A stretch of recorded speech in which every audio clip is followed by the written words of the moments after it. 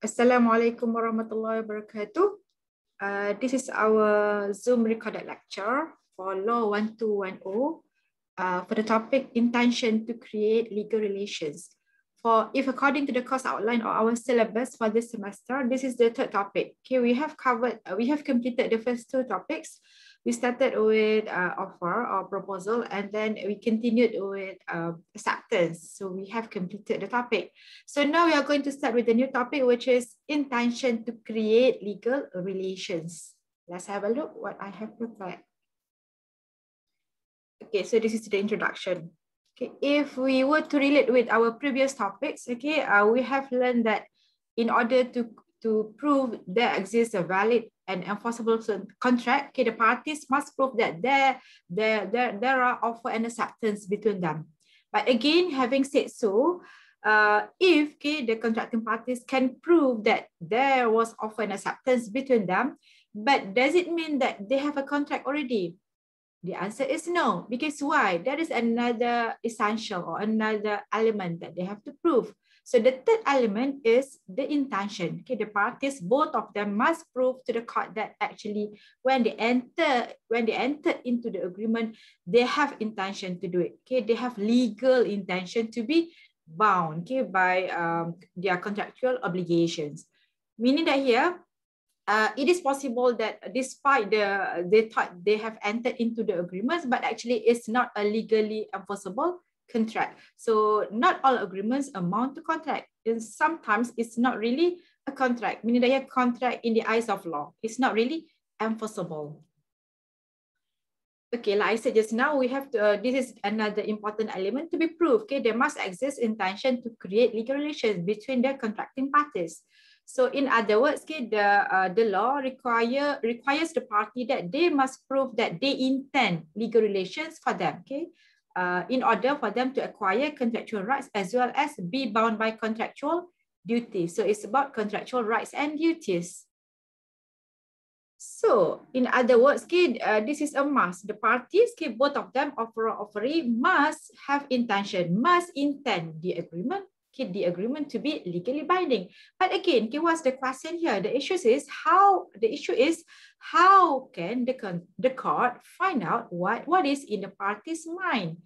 I mean, it's not easy to read the party's mind. I mean, this is something which is not visible. So how the court does it actually? Okay, is there any specific way to determine whatever in party's mind? So do you notice the courts can get to discover? This is one of the ways to discover. Okay, to ascertain is that first the court will apply objective tests. Okay, and then the court will judge the situation according to what? According to what was said. Okay, whatever being uttered, whatever being said by the parties, and what was being done, what was being performed. Okay, the conduct of the parties, then only it will lead to whether there's any intention between them or not when they enter into the agreement. For the purpose of discussion, okay, in order to ascertain the intention of the parties, the law divides all the agreements, okay, those agreements into two broad groups, okay, two important or two main groups here. The first one, social and domestic agreements.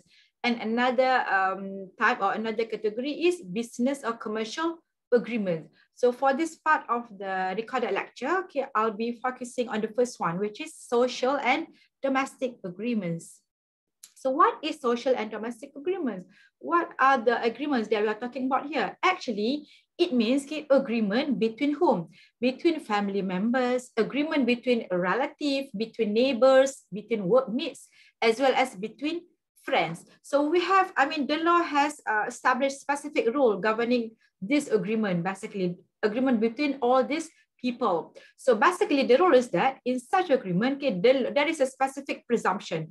The law presumes that the parties, all those parties just now, do not intend, is in negative, do not intend to create legal relations. Because why? They are all social in nature. So in other words, social agreements are not intended to be legally binding. But whenever you see the word presumption or presume, actually this presumption is rebuttable, meaning that it's possible to rebut. It's possible to show the opposite intention. So meaning that here, if the party can prove to the court that the transaction, the contract had the opposite intention, so the court actually may be prepared to rebut the presumption. So what's the presumption again?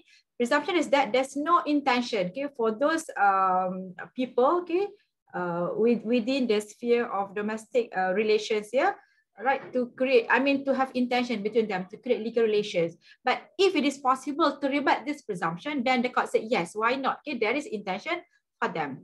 But again, from the case law, usually most of the times it is quite difficult, okay, to rebut such a presumption. This is legal presumption. Okay, we are going to have a look. We are going to have a look at some specific relations between the parties. Okay, the first one is between husband and wife. So what's the rule governing husband and wife? Whatever agreements that they have entered into between the two of them. So basically, agreements between husband and wife, whenever they are living together as one household. So what's the legal presumption? The agreements are presumed not to be intended, not to be intended to be legally binding. I mean, there's no intention to create legal relations unless the agreement states to the contrary. Unless it is very clear in the agreement that they said, oh, this agreement is to intended to be legally bound between them. Okay, but normally, no intention to create legal relations. And this is what being illustrated in the case of Balfour and Balfour. What happened? This is very classic case, common law. Defendant was the husband. So defendant who worked in Ceylon, now Sri Lanka, okay, the name of the country, the new name. So the husband came to England with his wife. So they went to England together for holiday. The wife was the plaintiff for this particular case. Okay, whenever you see the name is the same name, but usually it's between spouse or maybe family. Okay, Balfour and Balfour, they are using the surname.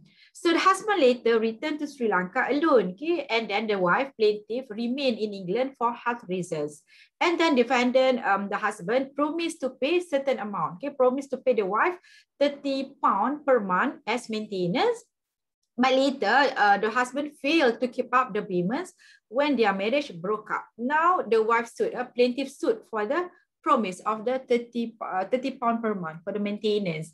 But the court held that the wife could not succeed. There were two grounds actually. Okay, the first one is related to our next topic, which is consideration. Okay, on the part of consideration, the court said that the plaintiff, okay, had provided no consideration for the promise to pay 30,000. It's like one-sided. Okay, consideration is something which is in exchange. Okay, promises has to be exchange of consideration. But for this one, she failed. Another one which is related to our discussion here, agreements between husbands and wife are not contracts. Because why? The parties do not intend them to be legally binding. Meaning that here, even though there exists offer and proposal and acceptance here, offer and acceptance between them, but their agreements here lack of intention to create legal relations. In other words, when they entered into the contract, when the husband made the promises towards the wife, they did not anticipate, okay, that there might be legal suit later. No intention to be legally bound. But compare this with another case, okay, married and unmarried, also between spouses here, reported in the year 1970. So this is the example in which the court actually, the presumption can be rebutted. Okay, so it is stated here, the presumption against a contractual intention will not apply, okay, where the spouses are not living together in amity at the time of the agreement. Okay, right. So that's the case. So what happened in married and unmarried 1970 here? The husband left his wife. So that's what happened between them. Okay, and later they met. Okay, they met after they were actually away from each other, and later they met to make some arrangements for their future. And during the meeting, okay, between the two of them here, the husband agreed to pay £40 per month maintenance, and out of which the wife would pay the mortgage. So that's the promise by the wife. So husband said, okay, I'll give you £40 and then you will use part of this money to pay the mortgage.